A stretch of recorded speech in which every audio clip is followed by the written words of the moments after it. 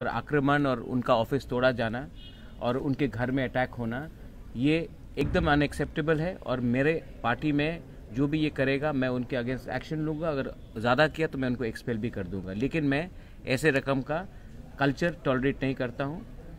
मैंने देखा है जब 2018 में IPFT और BJP आई थी तो बहुत अटैक हुआ था। जब मैं कांग्रेस का प्रेसिडेंट था तब मैंने देखा था कि लोकसभा के बाद बहुत अटैक हुआ था। और आज हम जीते हैं तो हम वो चीज़ नहीं कर सकते जो हमने झेला है। हम में और दूसरे में फ़र्क होना चाहिए। जो जीतता है उसका दिल बड़ा होना चाहिए, जो हारता है एक दिन वो भी हमारे संग ज्वाइन हो सकता है, हमारे संग ज्वाइन होगा। मैं आशा करता हूँ कि एक दिन IPFT भी हमारे संग आएगा, एक दिन सब तिपरासास हमारे संग आएंगे। तो उनके घर में, उनके ऑफिसेज में अगर आपने अटैक किया तो मैं एक्शन भी लूँगा और मैं पुलिस को भी बोलूँगा एक्शन लेने के लिए।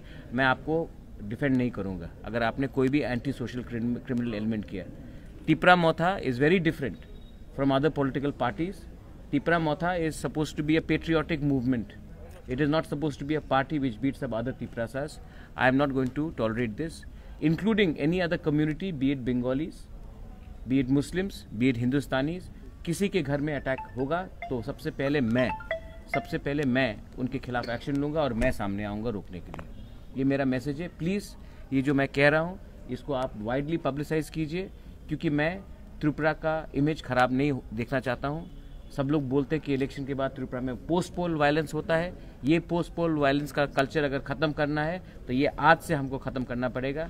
इसके लिए मैं बोल रहा हूँ कि जिसने ये कोई भी अगर ये कर रहा है और मुझे खबर मिल रहा है कि 2-3 जगह से हो रहा है, हम इसको टॉलरेट नहीं करेंगे।